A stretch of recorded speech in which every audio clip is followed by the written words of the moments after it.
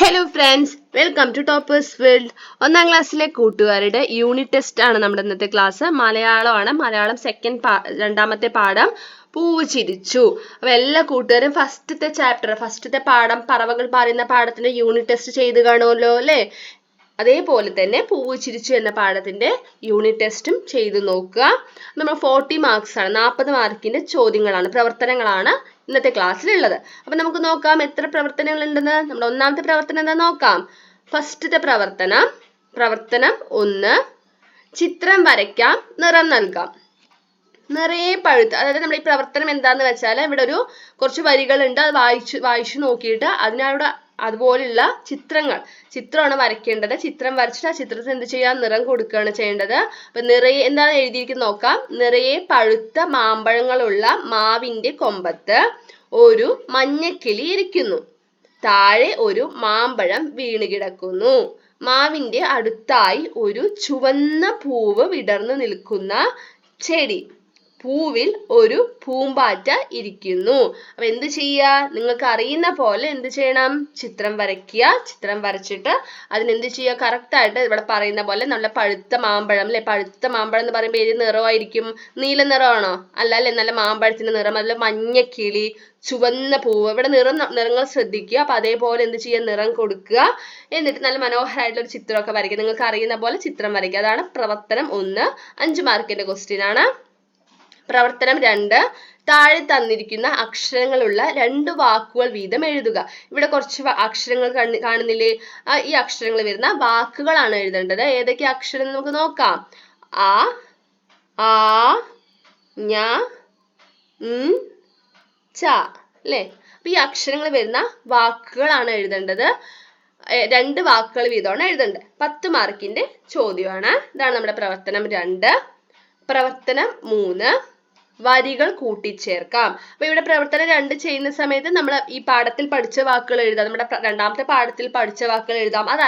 അല്ലെങ്കിൽ നിങ്ങൾക്ക് അതിന് ഏത് വാക്ക് വേണമെങ്കിലും എഴുതാം. ഈ അക്ഷരങ്ങൾ വരുന്ന നമ്മൾ ഈ അക്ഷരങ്ങൾ പരിചയപ്പെടുക എന്നതാണ് ഈ പ്രവർത്തനത്തിലൂടെ നമ്മൾ ചെയ്യുന്ന കാര്യം. ഓക്കെ, നെക്സ്റ്റ് പ്രവർത്തനം 3, വരികൾ കൂട്ടിച്ചേർക്കാം.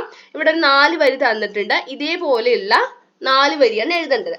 ഓക്കെ, അഞ്ചിതള് അഞ്ചിതള് കോളാമ്പിപ്പൂവ് അഞ്ചിതള്, അഞ്ചിതള് കൊന്നപ്പൂവ് അഞ്ചിതള്. ഇവിടെ നോക്കിയേ, ഇവിടെ വരികള് നമ്മൾ മാറ്റം കൂടാതെ, അതായത് അതേപോലെ എഴുതേണ്ടതാണ്. അഞ്ചിതള്. ഇത് അതേപോലെ തന്നെ എഴുതുക. ഇവിടെ പൂക്കളുടെ പേര് മാത്രമാണ് എന്ത് ചെയ്യേണ്ടത്, മാറ്റി എഴുതേണ്ടത്. കോളാമ്പിപ്പൂ, കൊന്നപ്പൂ, കണ്ടോ? അപ്പൊ ഈ പൂക്കൾ മാത്രം പേര് മാറ്റിയിട്ടാണ് എഴുതേണ്ടത്. ഇതേപോലെയുള്ള 4 വരിയാണ് എഴുതി ചേർക്കേണ്ടത്. വരികൾ കൂട്ടിച്ചേർക്കാം എന്നാണ് ഈ പ്രവർത്തനത്തിന്റെ പേര്. 5 മാർക്കിന്റെ ചോദ്യമാണ്. പ്രവർത്തനം 4, ഇതളുകൾ എത്ര. അപ്പൊ ഇവിടെ എത്ര ഇതളുകൾ ഉണ്ടെന്നല്ല എഴുതേണ്ടത്. 5 ഇതള്, നിറയെ ഇതള്. അതായത് ഇതൾ എന്ന് വെച്ചാൽ അറിയാലോ അല്ലെ, പൂക്കളുടെ ഇതളാണ് ഉദ്ദേശിക്കുന്നത്. അപ്പൊ ഇവിടെ നമ്മൾ പൂക്കളെ കുറിച്ചിട്ട് നമ്മൾ പറയുന്നത്. പൂക്കൾ 5 ഇതളുള്ള പൂക്കളും നിറയെ 5 ഇതളുള്ള പൂക്കൾ നിങ്ങൾ കണ്ടിട്ടുണ്ടോ? അതുപോലെ എല്ലാ പൂക്കൾക്കും നമ്മളെ ഇതളുകളുടെ എണ്ണം തുല്യമാണോ? അല്ല അല്ലെ. അപ്പൊ 5 ഇതളുള്ള ഏതേലും 3 പൂക്കൾ എഴുതുക. അതല്ല നിറയെ ഇതളുകളുള്ള പൂക്കള്. നമുക്കൊരു ഉദാഹരണം പറയുകയാണെങ്കിൽ റോസ് പൂ അല്ലെ.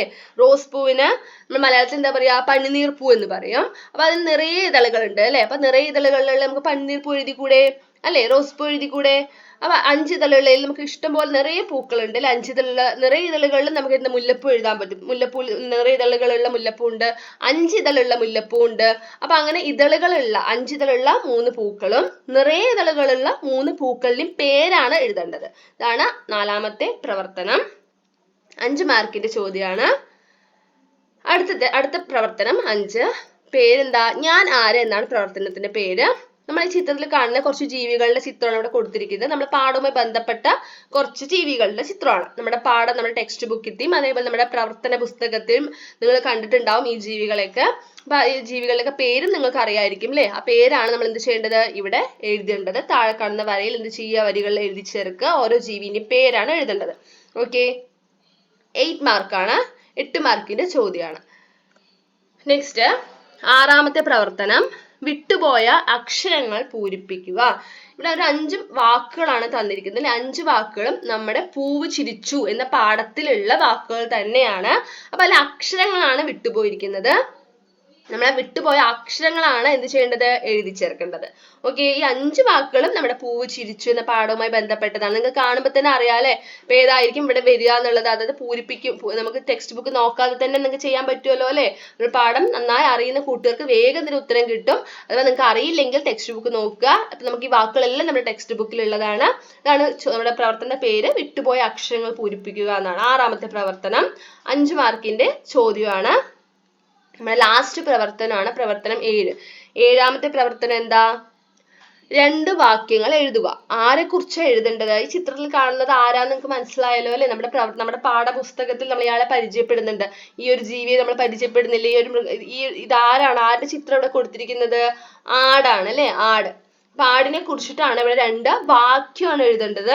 വാക്കല്ല, വാക്യമാണ്. എന്ന് വെച്ചാൽ സെന്റൻസ് ആണ് എഴുതേണ്ടത്. ഓക്കെ, ആടുമായി ബന്ധപ്പെട്ട 2 വാക്യങ്ങൾ, ചെറിയ 2 വാക്യങ്ങൾ ഉണ്ടാക്കി എഴുതുക. ഇതാണ് പ്രവർത്തനം 7. 7ാമത്തെ പ്രവർത്തനം, നമ്മുടെ ലാസ്റ്റ് പ്രവർത്തനം. അപ്പൊ നമ്മുടെ ഇത് 2 മാർക്കിന്റെ ചോദ്യമാണ്. അപ്പൊ നമ്മുടെ ഇന്നത്തെ യൂണിറ്റ് ടെസ്റ്റില് മൊത്തം 7 പ്രവർത്തനങ്ങളാണുള്ളത്. എല്ലാ കൂട്ടുകാരും 7 പ്രവർത്തനം ചെയ്തു നോക്കുക. ഇന്നത്തെ ക്ലാസ് ഇഷ്ടമായോ? ക്ലാസ് ഇഷ്ടമായാൽ ലൈക്ക് ചെയ്യുക. അതേപോലെ നിങ്ങളുടെ കൂട്ടുകാർക്ക് ഷെയർ ചെയ്യുക. നമ്മുടെ ചാനൽ ആദ്യമായി കാണുന്ന കൂട്ടുകാരാണെങ്കിൽ സബ്സ്ക്രൈബ് ചെയ്യുക. താങ്ക്